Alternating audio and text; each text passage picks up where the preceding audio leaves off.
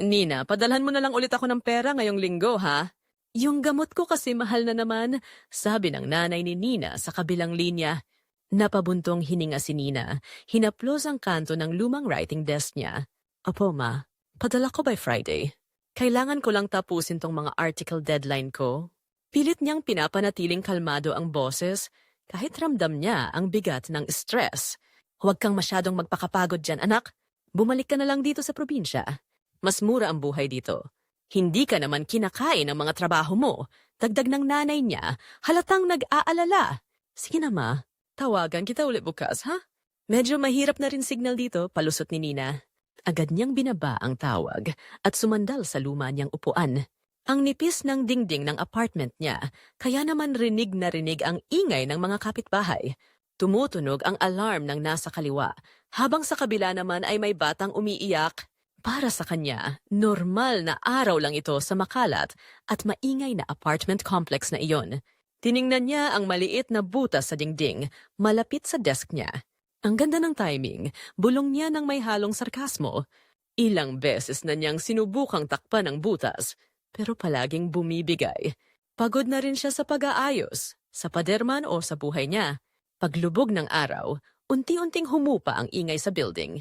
Naiwan na lang ang hum ng motorsiklo mula sa labas at ang mga yapak mula sa itaas. Nagpasya siyang tapusin na ang araw.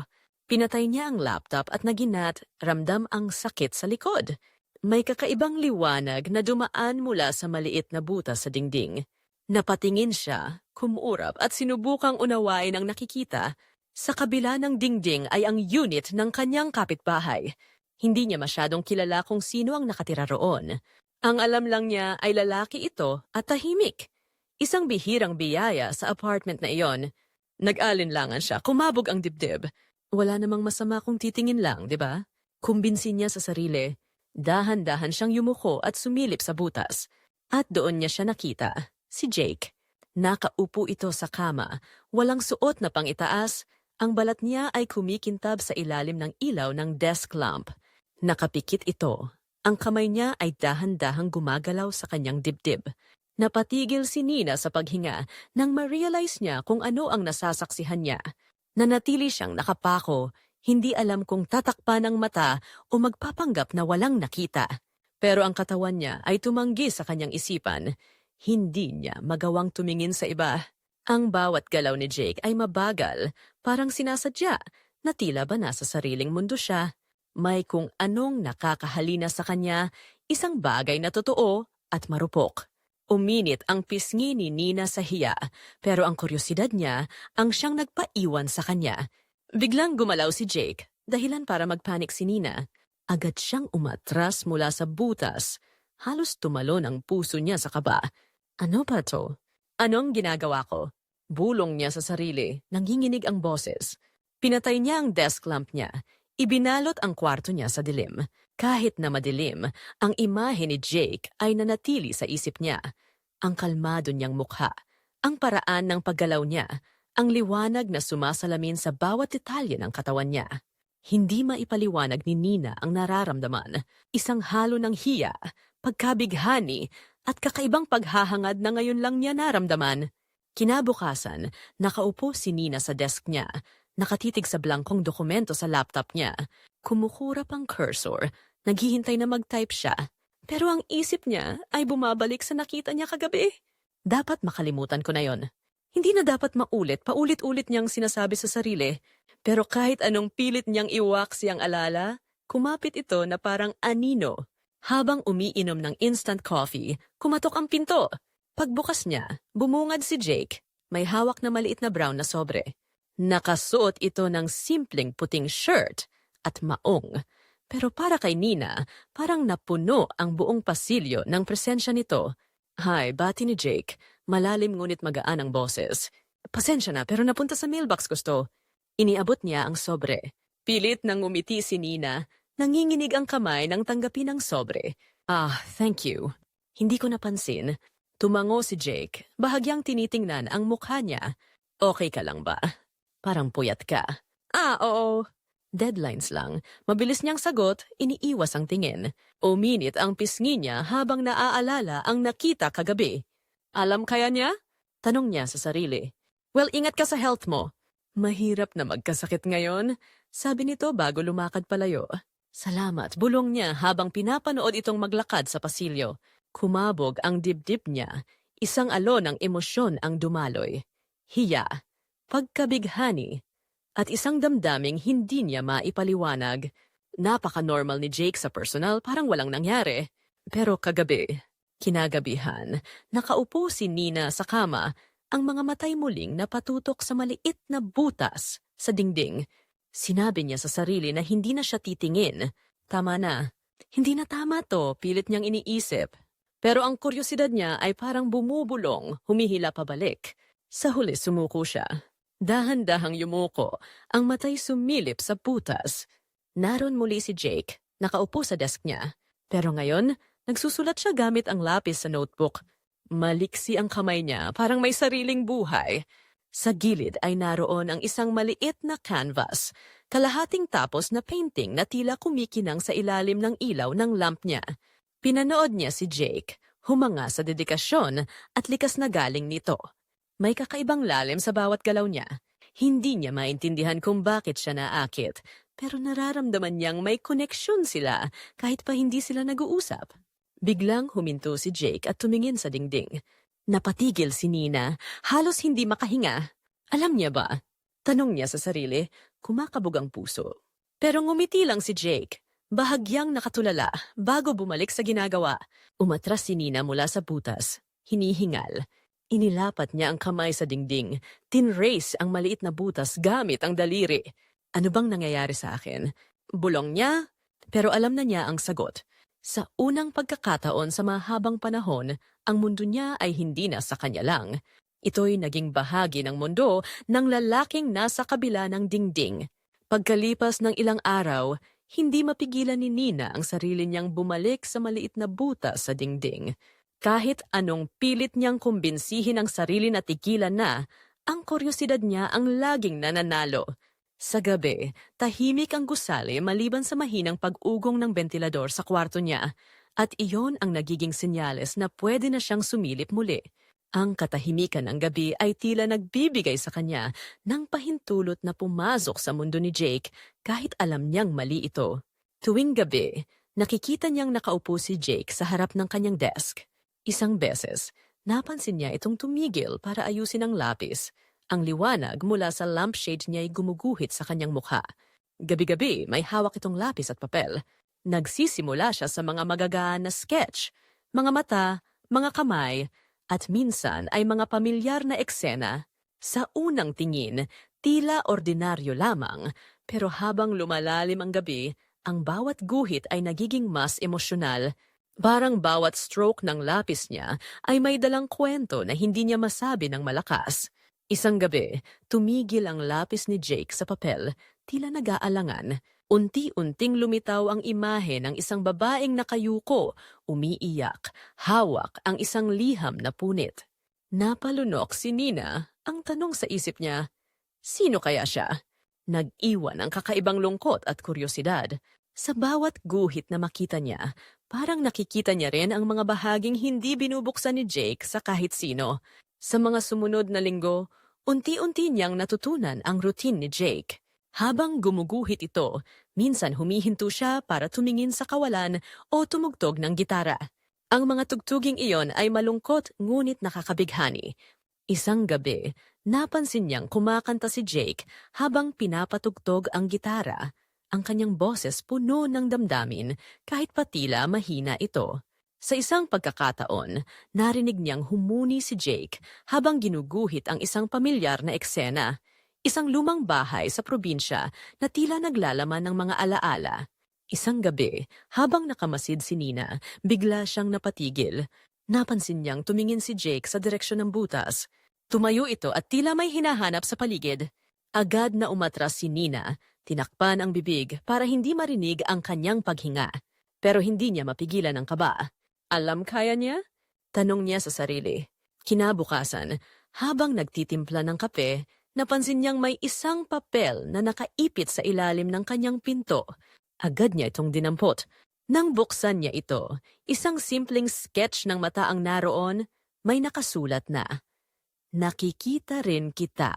Halos mabitawan ni Nina ang papel. Ang kanyang pisngi nag-apoy, pero sa kabila ng hiya, may bahagi sa kanya na hindi mapigilang makaramdam ng saya. Para bang ang simpleng sketch ay isang paanyaya, isang lihim na sinasabi sa kanilang dalawa lamang. Sa mga sumunod na gabi, nag-iba ang kilos ni Jake. Ang mga sketch niya ay mas madalas niyang iwan na nakaharap sa direksyon ng butas. Isang beses, iniwan niya ang larawan ng isang babaeng nakatingin sa buwan, may nakasulat sa ibaba, Leah. Hindi maalis ni Nina ang tanong sa isip niya. Sino si Leah? Habang tumatagal, mas lumalalim ang pakiramdam niya na para bang ang bawat sketch ay kwentong binubuksan ni Jake para sa kanya.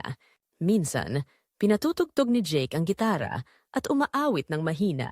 Ang kanyang boses, kahit hindi perpekto, ay puno ng damdamin. Sa bawat gabi na minamasdan niya ito, parang mas nakikilala niya ang kapitbahay na hindi pa niya nakakausap ng maayos. Pakiramdam niya, bahagi na siya ng tahimik na mundong binubuo ni Jake sa bawat guhit at kanta. Nina, hindi ka pa rin ba uuwi dito sa fiesta? Alam mo naman kung gaano kahalaga ito para sa pamilya natin, sabi ng nanay niya sa tawag isang hapon. Ma, hindi pa ako pwede. Ang dami kong trabaho. Saka, alam niyo namang hindi ako mahilig sa mga ganon. Sagot niya, pilit na binabalanse ang tono ng kanyang boses. Anak, hindi lang naman tungkol sa fiesta ito. Baka naman may makita kang tao na makakatulong sa... Tumigil ang nanay niya, pero klaro ang ibig niyang sabihin. Ma, may trabaho ako. Hindi ko kailangan ng tao. Sige na, tawagan ko kayo ulit bukas, ha? Mabilis niyang tinapos ang usapan. Ngunit pagkatapos ng tawag, nanatili ang tanong sa isip niya. Bakit nga ba tila hindi niya gustong umuwi? At bakit parang may hinahanap siya na hindi niya maipaliwanag? Habang patuloy si Nina sa pagmamasid kay Jake, unti-unti niyang nabuo ang kwento sa likod ng mga sketch nito.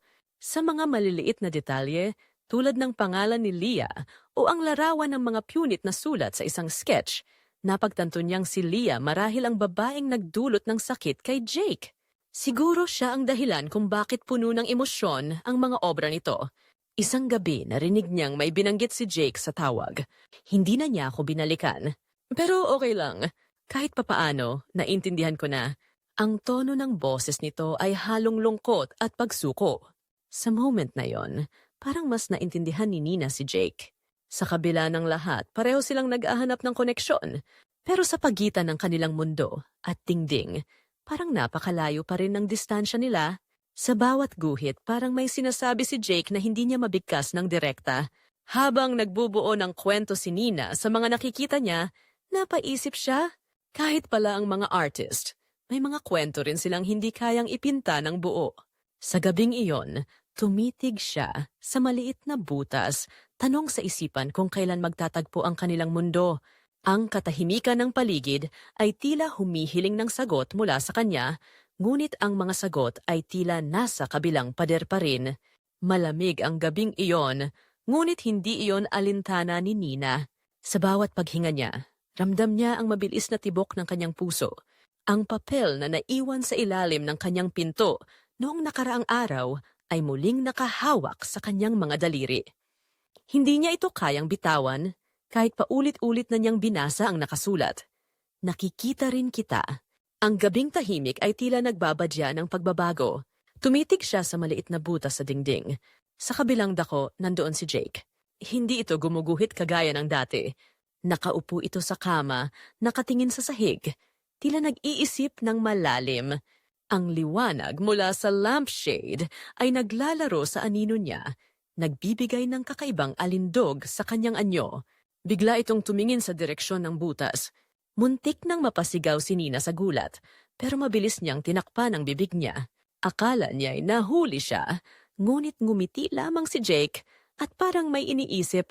Tumingin ito sa mesa, kinuha ang isang maliit na papel at nagsimulang magsulat. Maya-maya, tumayo si Jake at nilagay ang papel malapit sa dingding. Para sa iyo, mahina nitong sabi, ngunit sapat upang marinig ni Nina sa kabilang kwarto. Nanginginig ang mga kamay ni Nina nang makuha niya ang papel. Nakalagay doon, magkita tayo.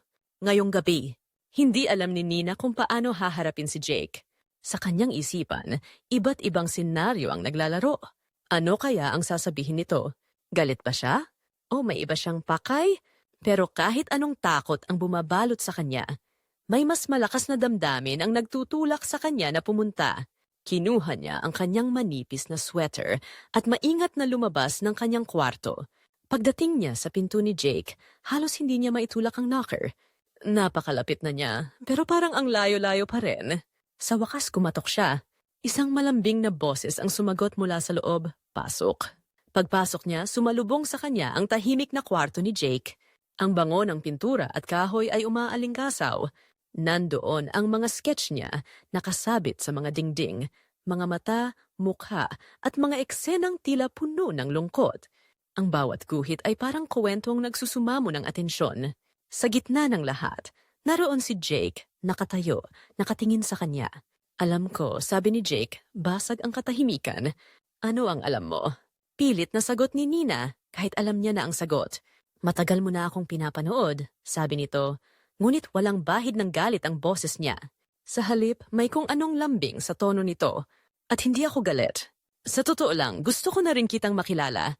Nagulat si Nina. Hindi niya alam kung paano sasagutin si Jake. Pero bago pa man siya makapagsalita, lumapit si Jake. Hinawakan ang kamay niya. "Nina," mahina nitong sabi, "alam kong hindi tayo magkakilala ng lubusan, pero sa bawat araw na nararamdaman kong nariyan ka, parang naging totoo ulit ang mundo ko." Ramdam ni Nina ang init ng kamay ni Jake. Sa loob ng mahabang panahon, ito ang unang beses na naramdaman niyang hindi siya nag-iisa. Tumayo sila sa gitna ng kwarto ni Jake. Ang ilaw mula sa lampshade ay naglalaro sa kanilang mga anino. Hindi nila kailangan ng maraming salita. Ang katahimikan ang nagsalita para sa kanila. Unti-unting lumapit si Jake kay Nina. Ang kanilang mga mata nagtagpo. Tila ba ang lahat ng damdamin nila ay naipapahayag kahit walang sinasabi. "Pwede ba?" tanong ni Jake, halos isang bulong. Tumango si Nina. At sa isang iglap, ang kanilang mga labi nagtagpo. Ang unang halik nila ay marahan, parang isang lihim na sa wakas ay natuklasan. Pero habang tumatagal, ang halik ay naging mas malalim, mas puno ng damdamin. Ramdam nila ang init at puwersa ng bawat isa, parang ang mundo sa labas ng kwarto ay naglaho. Ang mga kamay ni Jake ay lumapat sa pisngi ni Nina. Ang hinlalaki niya ay bahagyang humaplos dito. Ramdam ni Nina ang paghinga ni Jake. Mabagal ngunit puno ng emosyon. Ang kanyang mga kamay naman ay nakahawak sa balikat ni Jake. Parang natatakot siyang magising mula sa sandaling iyon. Sa bawat sandali ng kanilang halik, parang nawawala ang kanilang mga takot at pagdududa. Si Jake, na nagkukulong sa kanyang mundo ng mga sketch, at si Nina, na matagal nang nagtatago mula sa sariling emosyon, ay natagpuan ng bawat isa. Ito ang naging sagot sa mga tanong na matagal nilang inilihim sa sarili. Pagkatapos ng ilang sandali, bahagyang umatras si Jake. Tumingin siya kay Nina, ang kanyang mga mata puno ng emosyon. "Salamat," sabi niya halos isang bulong. "Para sa lahat." Nagulat si Nina. "Sa ano?" tanong sa pagiging nariyan. "Kahit hindi mo alam, binigyan mo ako ng lakas na bumangon araw-araw. Sa bawat sketch, iniisip ko, baka makita mo, baka maintindihan mo." Napatitig si Nina kay Jake. Sa unang pagkakataon, naramdaman niya na pareho lang sila. Parehong sugatan, parehong naghahanap ng dahilan upang magpatuloy. Hindi niya inaasahan na ang simpleng kuryosidad ay hahantong sa ganitong koneksyon. "Jake," mahina niyang sabi, "salamat din. Dahil pinayagan mo akong makita ang mundo mo." Sa gabing iyon, hindi na muling bumalik si Nina sa butas sa dingding. Sa halip, nagpasya siyang tumingin ng diretsyo, harapin ang nararamdaman at hayaang ang koneksyon nila ni Jake ang magpatuloy ng kanilang kwento. Sa huling tingin niya kay Jake bago siya lumabas ng pinto, naramdaman niya ang kakaibang init na bumalot sa kanyang dibdib. Alam niyang ang gabing iyon ay simula ng bagong kwento, hindi lamang para kay Jake, kundi para rin sa kanya. Sa unang mga linggo pagkatapos ng gabing iyon, naging mas malapit sina Nina at Jake. Madalas siyang pumupunta sa unit nito upang mag-usap. Minsan tahimik na pinapanood lang si Jake habang gumuguhit. Sa bawat araw na magkasama sila, tila mas lumalalim ang koneksyon nila. Subalit, sa ilalim ng tila perpektong balanse, nagsimulang lumitaw ang maliliit na bitak. "Hindi ko mahanap ang tamang inspirasyon. para matapos ito. Bulong ni Jake habang tinitingnan ang isang canvas na halos tapos na, ngunit tila kulang sa kaluluwa.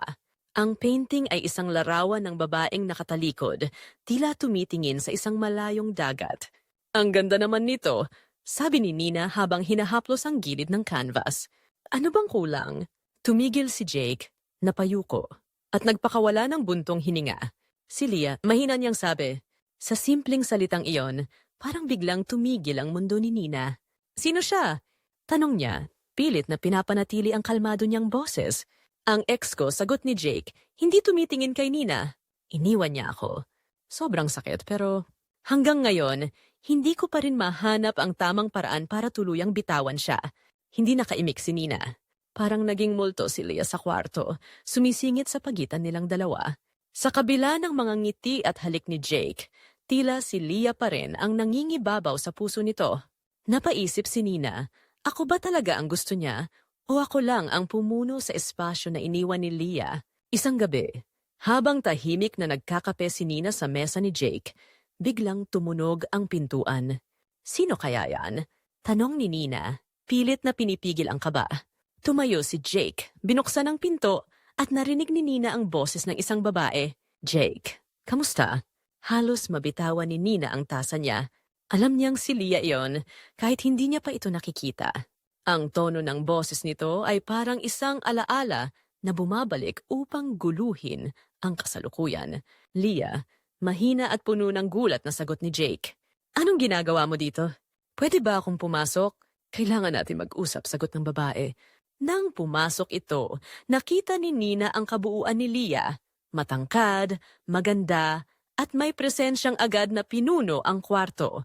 Tumalikod si Nina, pilit na iniiwasan ang kanilang tingin, ngunit nanatiling nakikinig mula sa likod ng mesa.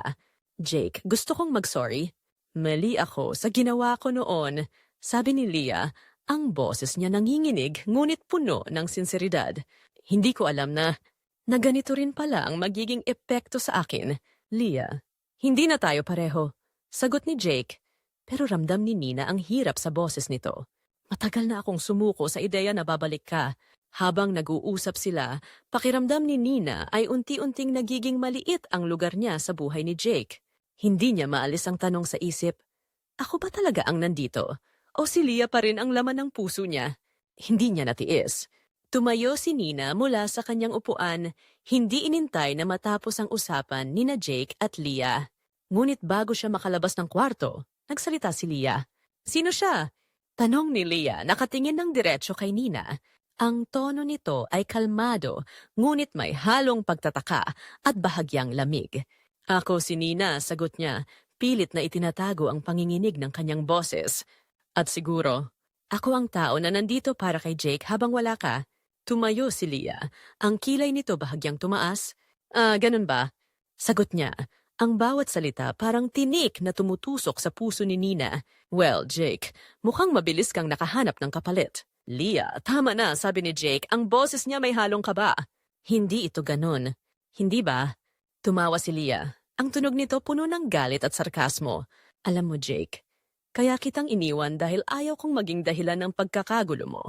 Pero mukhang ang gulo mo'y hindi talaga nawawala. Hindi nakapagpigil si Nina. Leah, tama na. Hindi mo na iintindihan kung ano ang nangyayari dito. Sagot niya. Ang boses niya mas malakas kaysa sa inaasahan niya. At ano ang dapat kong maintindihan? Sagot ni Leah, ang kanyang mga mata matalim habang nakatitig kay Nina. Na may mga bagay na hindi mo na maaaring balikan. At kung mahal mo talaga si Jake, hindi ka na babalik para guluhin ang buhay niya. Sagot na ni Nina, ang boses niya puno ng damdamin. Tahimik si Leah, ngunit sa kanyang mga mata, nakita ni Nina ang lungkot at pagsisisi. Lumapit si Jake at inilagay ang kamay niya sa balikat ni Nina. Salamat, pero hindi ganito dapat ang mangyari, mahina niyang sabi. Tumalikod si Leah at huminga ng malalim. Jake, sana mahanap mo ang kaligayahan mo. Sabi niya, bago lumabas ng pinto. Pag-uwi ni Nina sa kanyang apartment, tumingin siya sa maliit na butas sa dingding, na tila naging simbolo ng kanyang buhay sa nakalipas na mga buwan. Pagmasid mula sa malayo, hindi ganap na bahagi ng mundong iyon, Sinubukan niyang matulog, ngunit hindi mawala ang boses ni Leah sa isip niya. Kinabukasan, tumawag ang nanay niya. Nina, hindi ka pa rin ba uuwi? Miss ka na namin dito sa bahay. Bungad ng nanay niya, ang boses nito puno ng pag-aalala. Hindi pa, ma. May inaasikaso pa ako dito. Sagot niya, pilit na tinatago ang lungkot sa boses niya. Anak, alam mo namang hindi ka namin pinipilit. Pero sana, huwag mong kalimutan na may pamilya kang naghihintay dito. Sabi ng nanay niya, minsan, kailangan nating harapin ang sarili nating mga kwento, hindi ang kwento ng iba. Pagkatapos ng tawag, nanatili ang sinabi ng nanay niya sa isip niya. Sa kabila ng lahat, tama ito. Sa tagal ng panahon, naging bahagi na siya ng kwento ni Jake, pero ang sarili niyang kwento ay nananatiling nakatago. Kailan siya magsisimula para sa sarili niya? Pumunta si Nina kay Jake ng gabing iyon, ngunit iba ang pakiramdam. Habang tinitingnan niya si Jake, tila may distansyang hindi na maibabalik. Nagtanong si Jake, okay ka lang ba? Ngunit hindi niya masabi ang tunay niyang nararamdaman. Jake, sabi niya, ang boses niya mahina ngunit puno ng determinasyon. Alam kong may mga bagay ka pang hindi kayang bitawan. At siguro hindi ako ang sagot doon. Nagulat si Jake. Anong ibig mong sabihin? Gusto kitang makilala pa, pero sa ngayon, parang mas kilala mo pa rin si Leah kaysa sa akin. Sagot niya, pilit na pinipigilan ng pagluha. Hindi ko alam kung kaya ko pa. Tahimik si Jake, ngunit sa kanyang mga mata, nakita ni Nina ang lungkot at isang malalim na pagsisisi. Ramdam niyang gustong magsalita ni Jake, ngunit tila natatakot ito sa mga salitang maaaring lumabas. Jake, kailangan ko ng sagot. Mahina ngunit matapang na sabi ni Nina. Mahalaga ba ako sa'yo? O bahagi lang ako ng paraan mo para makalimutan siya? Tumungo si Jake, hindi makatingin ng diretso kay Nina. Hindi ganun kasimple, sagot niya, ang boses niya basag.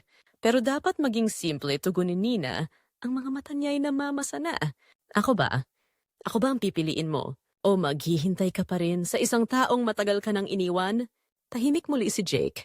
Sa sandaling iyon, alam na ni Nina ang sagot. Kahit hindi ito binigkas ni Jake. Tumayo siya, marahang inilagay ang kanyang kamay sa balikat ni Jake.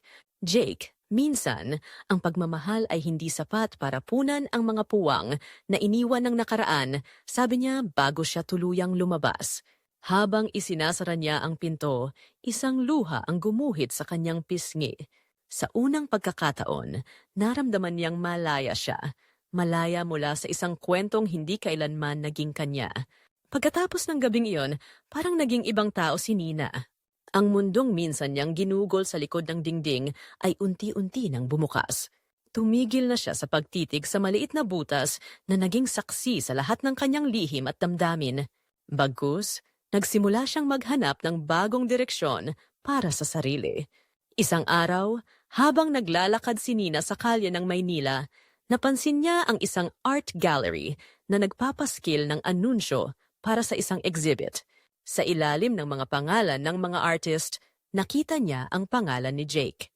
Biglang bumalik ang lahat ng alaala. Ang mga gabi ng kanilang pag-uusap, ang maliliit na ngiti at ang sakit ng kanilang huling pagkikita, hindi niya mapigilan ang sarili. Pumasok siya sa loob ng gallery at tinahak ang makitid, ngunit eleganting pasilyo patungo sa exhibit. Ang mga dingding ay puno ng mga obra na nagpapakita ng damdamin, luha, pag-asa, at pagmamahal. At sa gitna ng lahat, naroon ang isang malaking canvas na agad na umakit ng pansin niya. Ito ay isang painting ng isang babae. Nakatayo ito sa harap ng isang maliit na butas sa dingding, ngunit ang mata nito ay puno ng kalungkutan at pag-asa. Sa sulok ng canvas, nakasulat ang titulo, sa likod ng dingding. Nanginginig ang kanyang kamay habang binabasa ang deskripsyon ng painting. Isang kwento ng koneksyon sa pagitan ng dalawang taong naghahanap ng pag-asa sa kabila ng distansya at pader na naghihiwalay sa kanila. Nina, narinig niya ang isang pamilyar na boses mula sa likod niya. Napalingon siya at nakita si Jake nakasuot ng itim na blazer, ang mga matay puno ng emosyon. Jake, mahina niyang sabi, hindi alam kung paano sisimulan ang pag-uusap. Akala ko hindi ka darating. sabi ni Jake, lumapit sa kanya. Ngunit umaasa akong makikita kita dito. Ang painting na ito, tungkol ba ito sa atin? Tanong niya, ang boses niya ay nanginginig. Oh, sagot ni Jake. Ikaw ang naging inspirasyon ko, Nina. Ikaw ang nagturo sa akin na hindi lahat ng bagay ay kailangang manatili sa likod ng dingding. Natutunan kong buksan ang sarili ko dahil sa'yo. Hindi alam ni Nina kung ano ang sasabihin. Nakatitig lang siya kay Jake. Pilit na binabasa ang damdamin sa kanyang mga mata. Ngunit bago pa man niya masabi ang nasa isip niya, isang babae ang lumapit sa kanila. Jake, may press na naghihintay para sa interview? Sabi ng babae na may malambing na ngiti. Tila hindi ito napansin ni Jake na dumating si Nina, ngunit sa paglapit nito ay parang bumalik si Jake sa realidad. Nina, pasensya na, sabi ni Jake, bahagyang bumaling sa babae. Pwedeng maghintay ka saglit? Gusto pa kitang makausap. Napangiti si Nina. Ngunit sa likod ng kanyang mga mata, naroon ang kirot. Hindi na, Jake. Tama ka. Hindi lahat ng bagay kailangang manatili sa likod ng dingding. Andin na ngayon, alam kong hindi na ako bahagi ng kwentong ito. Nagulat si Jake sa sinabi ni Nina, ngunit bago pa niya ito masagot, tumalikod na si Nina at naglakad palabas ng gallery. Habang naglalakad siya sa pasilyo, naramdaman niyang unti-unting gumagaan ang bigat sa kanyang puso. Lumipas ang ilang buwan at muling nagbago ang buhay ni Nina. Bumalik siya sa probinsya upang muling makasama ang kanyang pamilya. Sa piling ng kanyang mga mahal sa buhay, natutunan niyang pahalagahan ang mga bagay na minsan niyang isinantabi, ang tahimik na almusal kasama ang kanyang ina, ang pagtawa ng kanyang mga pamangkin at ang init ng hangin sa hapon. Ngunit sa bawat gabi, kapag tahimik na ang lahat, bumabalik ang alaala ni Jake. Iniisip niya kung ano na ang nangyari dito, kung natagpuan na ba nito ang kasiyahan. Minsan, napapangiti siya sa mga alaala ng kanilang mga pag-uusap, ngunit minsan ay hindi niya maiwasang maluha. Isang araw, habang naglalakad siya sa palengke, nakatanggap siya ng isang package. Walang nakasulat na pangalan ng nagpapadala, ngunit agad niyang nakilala ang sulat kamay sa maliit na note. Mahal kong Nina, sana ay mabuti ka. Gusto kong ibalita sa iyo na naging matagumpay ang exhibit ko. Ngunit higit sa lahat, nais kong sabihin na natutunan kong bitawan ang nakaraan. Hindi ko alam kung magkikita pa tayo, ngunit nais kong malaman mo na mahalaga ka sa akin. Salamat sa pagbibigay ng liwanag sa buhay ko, kahit sa maikling panahon lamang. P.S. Ang sketch na ito ay isang paalala sa akin kung paano mo binago ang buhay ko. Hanggang sa muli, Jake. Kasama ng liham ay isang maliit na sketch ng mukha ni Nina, nakangiti, na tila puno ng liwanag. Ang kanyang buhok ay bahagyang magulo at ang mga matay may ningning na parang nangungusap. Napahawak si Nina sa sketch. Ang mga luhay dumaloy mula sa kanyang mga mata. Sa sandaling iyon, alam niyang natapos na ang kanilang kwento, isang kwentong puno ng pagmamahal, sakit at pag-asa. Sa gabi, inilagay niya ang sketch sa kanyang study table. Habang tinitingnan ito, naramdaman niya ang kaluwagan. Sa huli, natutunan ni Nina na ang pagmamahal ay hindi laging nangangahulugan ng pananatili. Minsan, ito'y nangangahulugan ng pagpapalaya, ng pagbibigay ng espasyo upang matutunan ng bawat isa ang sariling kwento.